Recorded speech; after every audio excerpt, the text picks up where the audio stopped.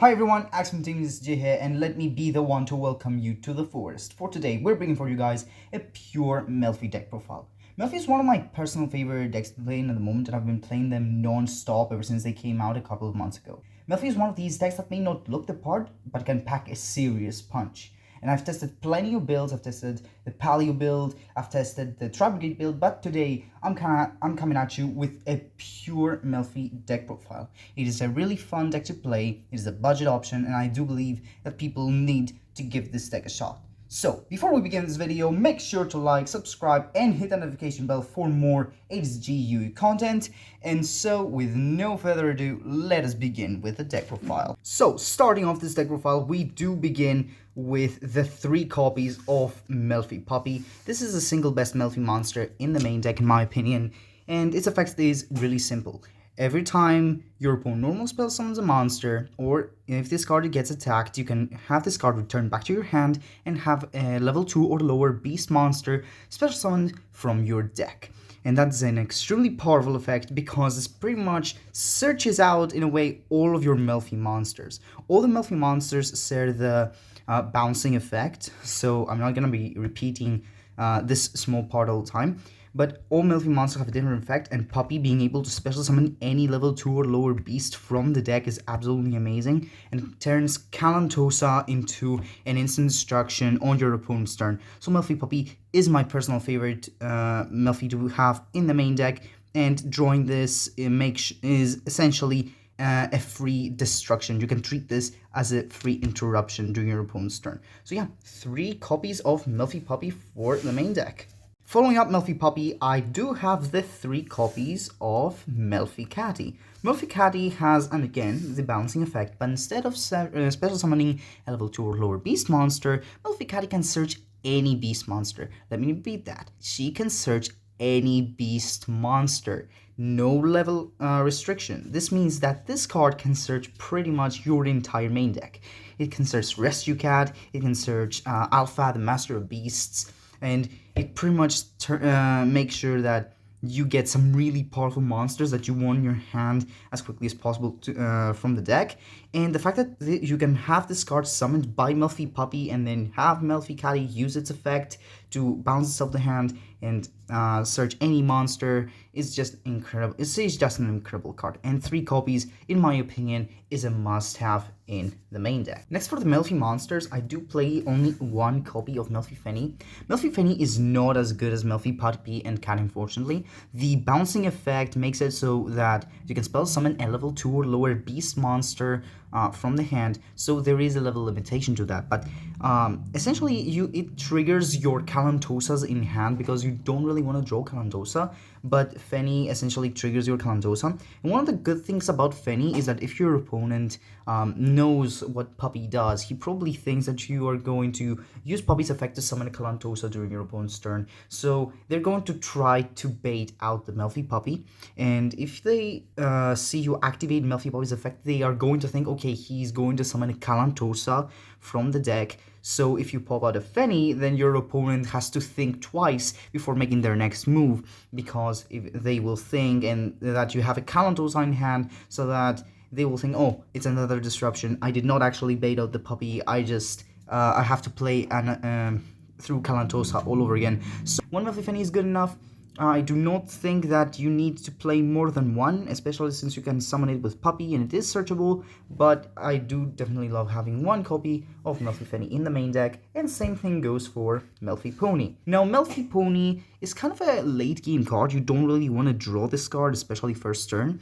The bad thing about Melfi Pony is that it does have a level limitation. It can only get you back level 2 or lower beast monsters from the graveyard with its balancing effect. So it is not as good, but it does have some interesting applications. For example, you can have Melfi Pony and Fenny work together really nicely by having Fenny chain 1 and Pony chain 2 upon a summon on your opponent's side of the field to have Pony on the chain to get you back a Kalantosa, and then Fenny summoning the Kalantosa that you just got with Pony to have that destruction. And there are some really good cards that you can recycle with this. You can recycle your Kalantosas again, you can recycle your Melfi puppies, you can recycle another monster you will see in just a little bit, but it is more of a late game card. You don't want to draw this first turn, but it is still a good card, and I do like having it as a one-off in the main deck. Moving on to the Mystical Beast engine of the deck, I do have the 3 copies of Kalantosa, the Mystical Beast of the Forest.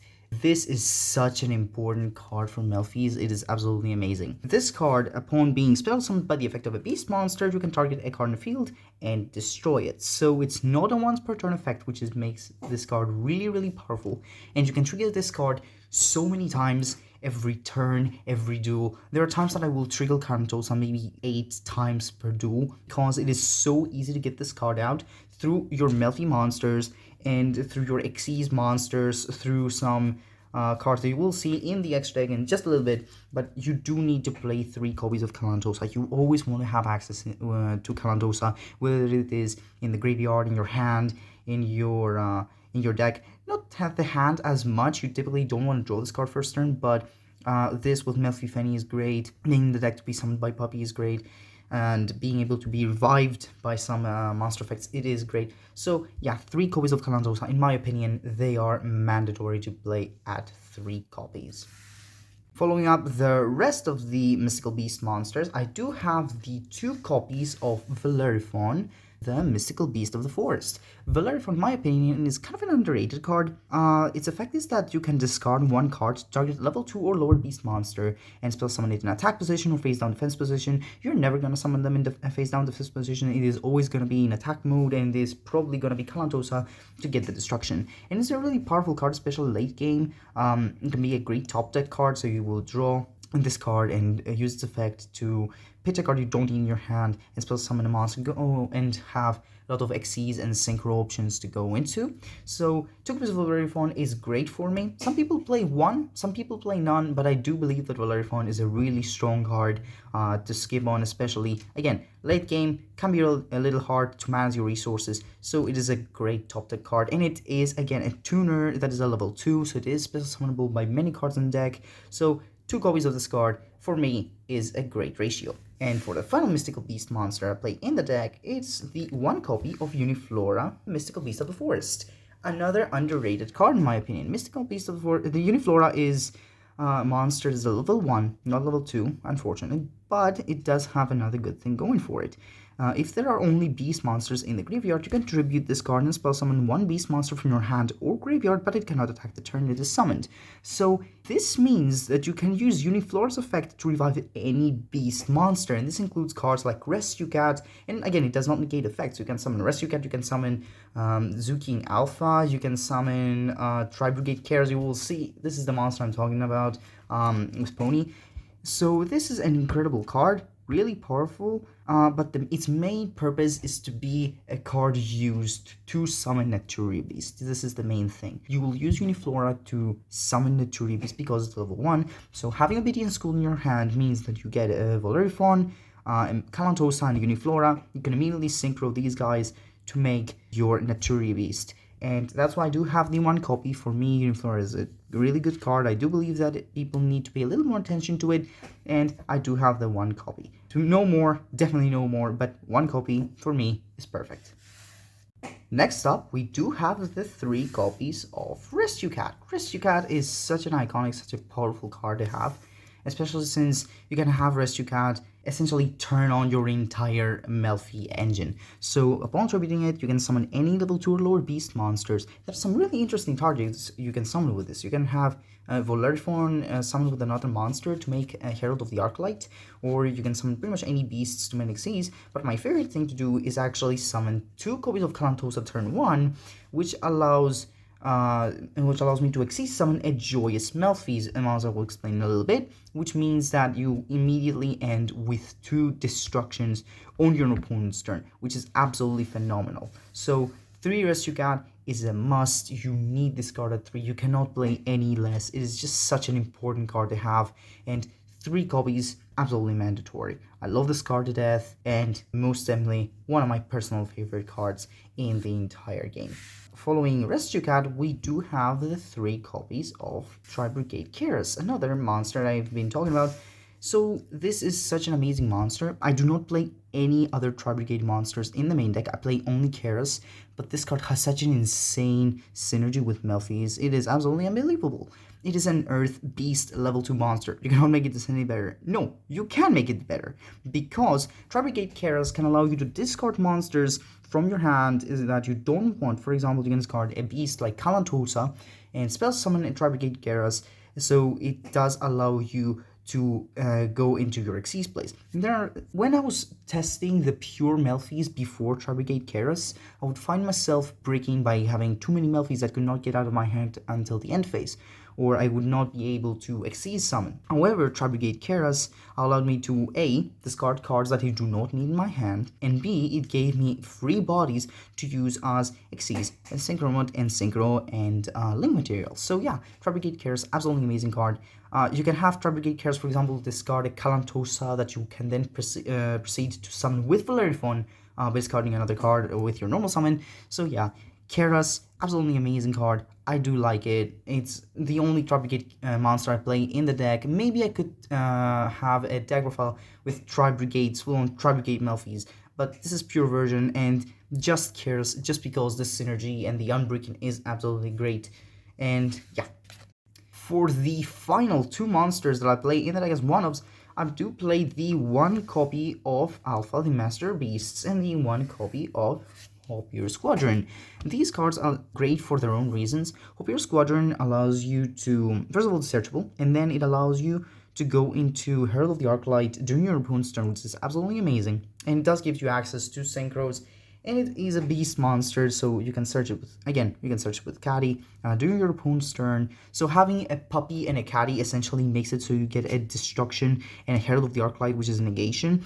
But typically it's not gonna be just a Melfi Caddy and a Melfi puppy, hopefully. It's gonna be way more. It's gonna be Naturia Beast, it's gonna be your Melfis of the Forest, Joyous Melfis, all these monsters. So don't need more Hopier Squadrons. I've tested more Hopier Squadrons and I find myself just breaking way too much. So 1 is fine. And then there is 1 Alpha, the Master Beasts. You do not want to play multiples in the main deck for the reason that you typically want to go first with this deck. So if you're going first and you draw multiple Alpha, the Master Beasts, it's essentially a sitting duck. You don't want to have the Master Beasts in your hand turn 1, and 1 is perfectly fine, especially since it is searchable by Melfi Caddy. Again, you can have this card searched out, it's really powerful, and it can be revived by Uniflora, which is another huge boon that Uniflora provides. So 1 copy of each, for me this is great. You don't need to play more in my opinion, and these are just 2 great one-offs that are easily accessible and that you can pull off some really good and powerful plays with this. And let me just say one last thing. Alpha is the actual Melfi boss monster, because this synergy with the bouncing and just the free spell summoning, it's essentially, it should say Alpha, the Melfi Master of Beasts, but you know what, my opinion. But all Melfi players know that Alpha is the true Melfi King. And finally, for the last monster I actually play in the deck, it is the hand traps. Unfortunately, the deck does lack a lot of offensive capability, going second, and it struggles hugely with established boards of like 2 or 3 or 4 negates and multiple disruptions. So you typically want to prevent your opponent from setting up huge boards that they are going to proceed to stomp you on turn 3. So I do play a decent amount, starting off with obviously Asplos and Joyous Spring, my personal favorite hand trap in the game. She's just an amazing card, as she works against pretty much any deck ever made. Searching and foolishing is just a huge part of the game, especially right now, and she's effective all the time. Drawing Ass Blossom is wonderful, and she has easily helped me stop huge boards from being established, because sometimes just this 1 negate can be good enough. So Ass Blossom, just an incredible card and a must-have at 3. Moving on to the hand trap and to the rest of the hand traps, I do have the 3 copies of Cyframe Ear Gamma. And Cypher Gear Gamma is an absolutely incredible card. It has incredible synergy with Melfi's because number one, it's a level 2 monster. Number 1, it's a level 2 monster. Number 2, it is a tuner monster, meaning that if you use your Cypher Gear Gamma to protect a card like Obedient Schooled or to protect your rescue cat, for example, you can have Gamma summon itself to the field along with the driver. The driver is not that useful, but because driver is a level 2, you can use him for XYZ plays. For example, you can go into Melfi's of the Forest, or you can go into other synchro plays. For example, you can go into your Herald of the Arclight, or you can go into other XYZ monsters that you play in the extra deck. So yeah, 3 copies of Cypher Gear Gamma is a really powerful card and really kind of a staple in this format, and it is great that this card is now a rare, so it is budget friendly for most people to get. So yeah, 3 copies of Gamma, I do guarantee this card is just absolutely nuts, and 3 copies are kind of mandatory. And of course, we play the classic Cypher Driver. Unfortunately, this is as much of a brick as anything terrible. This is the worst brick in the entire deck, and the sad part is that you can sometimes see this card more than you actually see the Cypher Gear Gammas, but you know, you have to play it, unfortunately, but it's fun. And the final hand trap that I play in the deck is the 2 copies of Nibiru, the Primal Being. Nibiru is a really powerful hand trap, but there are so many cases that this card is just sitting in my hand and being just completely useless. I'm not sure what the format is right now. It has not really, we do not have an established format, but I do see that Dragon Link is going crazy, and I do see that Eldritch is a really powerful deck. And right now, typically my also will be either Dragon Link, will be Eldritch, or it will be something like, you know, something rogue type like Altergeist. And Nibiru is good. He's really powerful hand trap, but I do not want to have it all the time in my hand. I know it's a really big joke. You know, you want to see it sometimes, but not all the time. Well, I actually want to see it sometimes, but not all the time, not jokingly. So yeah, 2 copies of Nibiru. I don't want to play 3. I do play in total 8 hand traps, which in my opinion is a really good number. It kind of makes sure that you have a really high chance of drawing those hand traps. I do not want to play any more, and I do not really have any more space to play because the deck does struggle with space. This is the biggest problem that I do find sometimes struggling with, because I want more cards and more extenders, but at the same time I do want more to draw my hand traps. So I do find that Nibiru at 2 works perfectly for me, and that's why only 2. So that's it for the monster lineup, and moving on to the spells and traps. And we do have the best spell in the entire deck, the 3 copies of Obedient Schooled. Obedient Schooled is literally one of the most powerful spell cards that we have in the game right now. Without controlling any monsters, you can have 3 level 2 or lower effect beast monsters with different names special summoned from your deck, and they have their effects negated and they are destroyed during the end phase. But honestly, they are not gonna stick to the field until the end phase to be destroyed, and they're going to be used as synchro and XE fodder. The typical 3 targets I summon with this card again are Calantosa, Volariphon, and Uniflora to go into Naturia Beast and go into Melfi's of the Forest and Naturia Beast and combine with Joyous Melfi's. And the best situation will be having Obedient Schooled with Melfi Caddy to just have 5 monsters on the field, but that can be a little problematic with Nibiru.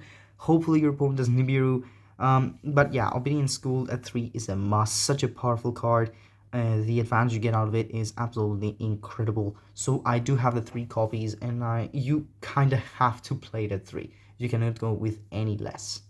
Moving on to the rest of the spells, I do play the 2 copies of Pot of Desires. You can hate me as much as you want, but I do not want to draw Desires of Desires, and even with 2 copies, I find myself drawing Desires of Desires every single time. It is honestly annoying.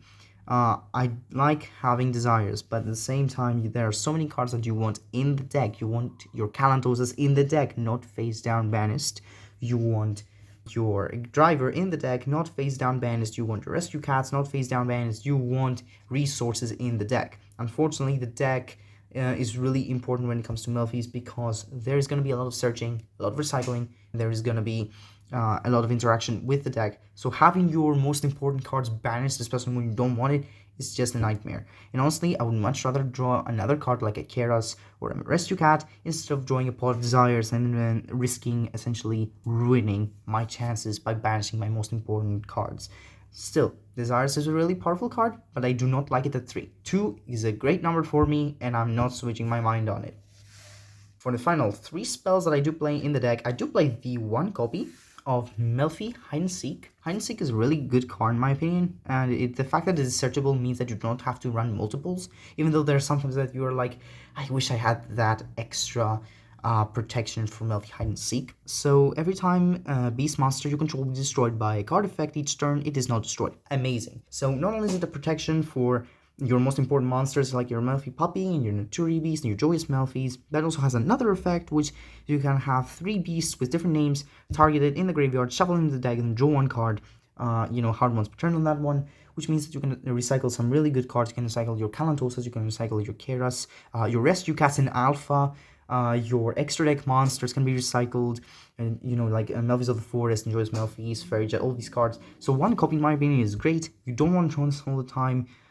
In your opening hand, having this card can be a huge problem, especially since if you do not have the resources to actually make it useful, like a Rescue Card, being in school, something else. But 1 copy is kind of a must in my opinion, and I do love this 1 card. And finally, for the last Melfi card, Melfi spell at least, is the 1 Melfi tag. It is an archetypal monster reborn. It allows you to target and spell summon any Melfi monster in your graveyard. But in my opinion, it is not as good. It is searchable again, so you do not have to play multiples, but at the same time, the fact that it does not spell summon any level 2 or lower beast really makes this card a lot less useful than it already is. I should probably get my hands on Ayers Rock Sunrise, which is honestly a much better card, and it can revive any beast monster, and it can lower my opponent's monster's attack, and it is much better in all ways.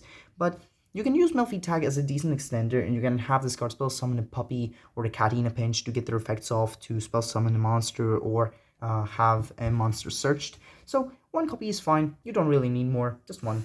And for the final spell in the deck is the 1 copy of Emergency Teleport. Now, Emergency Teleport has 1 use: getting your Gamma out of the deck, because it takes advantage of Gamma being a tuner monster and level 2, so it allows for a free material for Xyz and Synchroplays. So just 1 Emergency Teleport. Unfortunately, it is limited, but I do like having it. It is, in my opinion, just a free resource that takes advantage of a card that would otherwise kind of be dead in the deck. So just Emergency Teleport, great card.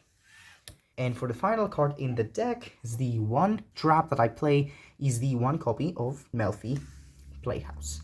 Melfi Playhouse is a really good trap. You can detach any number of materials from Beast Xyz monsters you control, then target that many cards your opponent controls, bounce them back to the hand, and all Xyz Beast monsters you control gain 500 attack for each material detached. This can be really great, especially combined with your Joyous Melfis that allows you to attack directly, so it can increase your monster's attack. But you can also have monsters detached from any beast monster, so you can detach from your Melfi of the Forest, your Joyous Melfis, your Ronin Raccoon Sunday, or pretty much anywhere.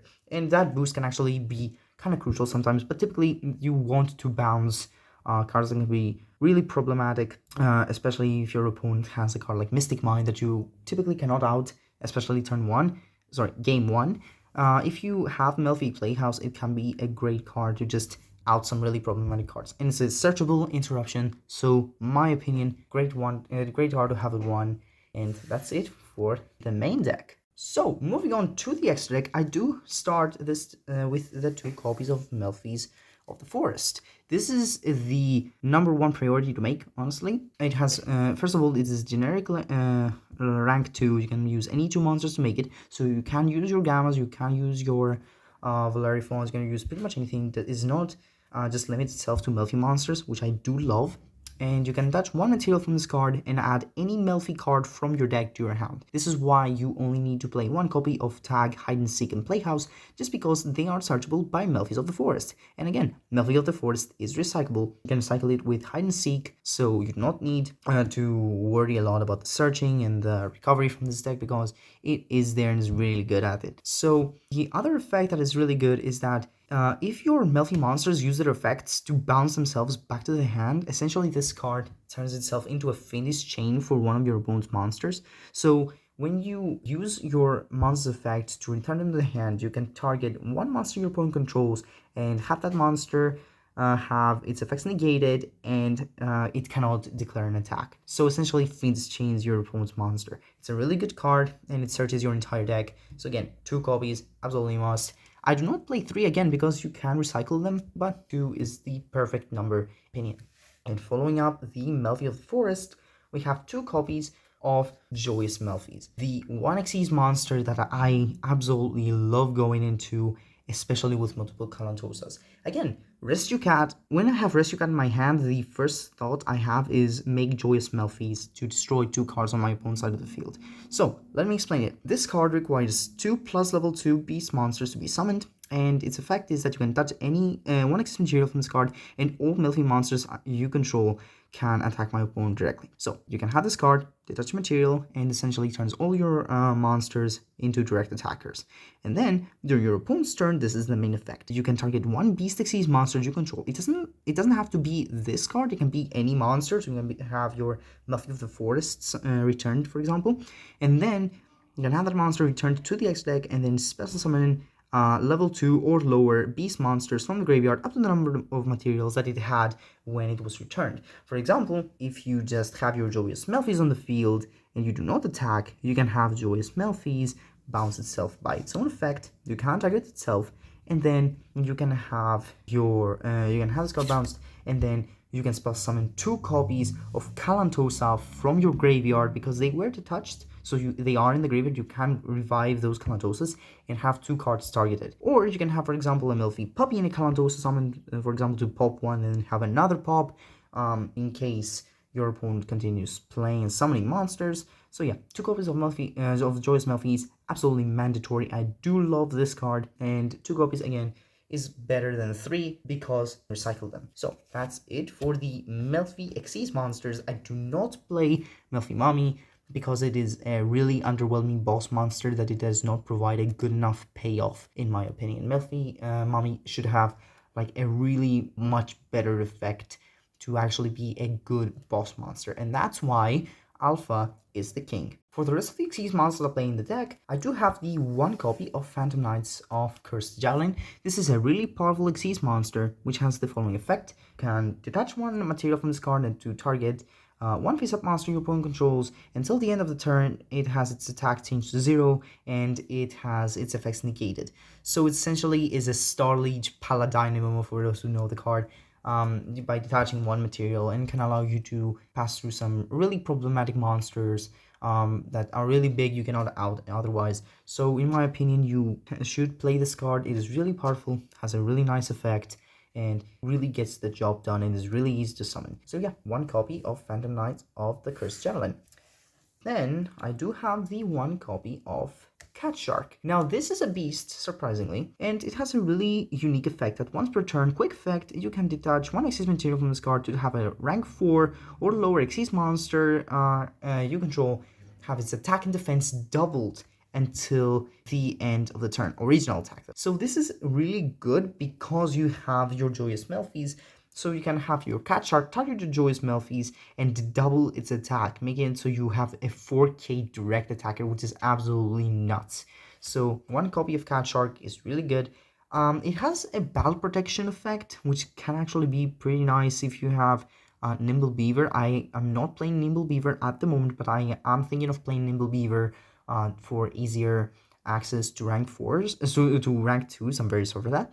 But yeah. Cat Shark is a good card nonetheless. It can really boost your damage output, and I do love having 1 copy of it in my X deck. Moving on to the rest of the Xyz, I do have the 1 copy of number 29, Mannequin Cat. This is a really powerful Xyz monster, and for those who don't know, it is generic rank 2, and its effect is that you can, once per turn, detach a material from this card, then target 1 monster in your opponent's graveyard and special summon it to your opponent's side of the field. But why would you want to give your opponent free resources? Well, the thing is that she has another effect. So by detaching, when your opponent spell summons a monster, or more likely when a monster is spell summoned to your opponent's field, while you control this card, you can target one face-up monster your opponent controls and spell summon one monster with same type or attribute from your hand, deck, or graveyard, which is absolutely huge. So you can have this card, detach a material, and then spell summon a card that your opponent might have useless in the graveyard. For example, you can spell summon, for example, a ghost ogre, an ass blossom, or pretty much any hand trap that has 0 attack, and then target said monster with Mannequin Cat's effect to special summon a monster of the same type or attribute from anywhere. So for example, by targeting an earth monster, you can have Kalandosa spell summoned, a Rescue Cat special summoned. It is absolutely nuts. And it does revive Xyz monsters that you may want back. For example, you will see that I do play the Unchained Abomination, and this card can actually revive Unchained Abomination if my opponent has dark monsters and this card is destroyed. So I can have Mannequin Cat summon a dark monster from my opponent's graveyard, target the dark monster, and spell summon the Unchained Abomination. So absolutely amazing. I do love Mannequin Cat. It's one of the Xyz monsters I go all the time into, and it does have that quick effect spell summon, which again, this is a beast, so it does trigger Kalantosa. It can get you some really good cards out from anywhere, so one copy is a must. For the final rank 2 that I do play is the one copy of, and for the final rank 2 that I do play in the deck, I do have the one number 64 Run Raccoon Sundayo. Run Raccoon Sundayo is a really powerful monster for beast decks, but I do not summon this card as often. You can touch one Xyz Material from this card to spell summon one Raccoon token, and its attack is attack of the highest monster in the field. Total original attack was great. So for example, this card can copy the attack of a huge Nibiru token, which is actually very fun. You can have your own mini Nibiru token on your side of the field, the Nibiru token that you actually gave to your opponent. So it's absolutely great. And it is a really good effect. However, I do not find a lot of use for it most of the time because the rest of my extract monsters pull off the roles that the big beefy token can pull off quite more efficiently. So I do have the one copy because there are times that I do need a big beefy boy on my side of the field, but I do not have 2 copies that you typically see people play. So yeah, one copy of number 64. And for the final Xyz monster that I play in the deck is Divine Arsenal AA Zeus, the Bankbreaker. This card is absolutely phenomenal. It's such a powerful card. You can have this card summoned to your field after attacking directly with your Joyous Melfi, which is absolutely amazing. And you do play a lot of Xyz monsters. This card is so easy to slap on the field, and just nuking the board for 2 materials is just absolutely simple and easy and really good. And he's a 3k attacker, 3k defender. He's one of the best cards we have right now in the game. I just had to have this card. See, it's just such a huge blowout when your opponent has a fully established board. You bait out the negates and then you just arsenal your opponent and just wipe out the entire board. Such an amazing card. I love this thing. Just 10 out of 10. One of the best cards ever created, and most definitely one of my top 10 Xyz monsters to have in pretty much any deck. Moving from the Xyz to the Synchros, I do have the one copy of Herald of the Arclight. This is a really powerful Synchro monster and a really easily accessible monster that you can summon during your opponent's turn thanks to Hopier Squadron, which is searchable by Caddy, so the access to this card is really good. And this card is really easy to protect in this deck. For example, you can have your Joyous Melfi bounce itself back to the X deck to summon 2 Kalantosas and blow up your opponent's monsters and try to attack over it. You can have your Melfis of the Forest finish chain your opponent's monsters. You can have your Puppy summon a Kalantosa from the deck to protect your Herald of the Arclight by destroying again your opponent's monsters. And the thing is, this card is extremely useful both because of its negation, but also because of its Floodgate effect, which is kind of like a pseudo Dark Law. Any monster sent from the deck or hand to the graveyard is banished instead, and this is absolutely huge, especially against decks like Virtual World, that they do need to send cards from the deck to the graveyard to actually function, to actually work. So Herald of the Arclight, an absolutely amazing card, and most definitely a card that I'm thinking of running 2, but I don't have enough space, so I ended up running only 1, but an absolutely incredible card, and I do love having it.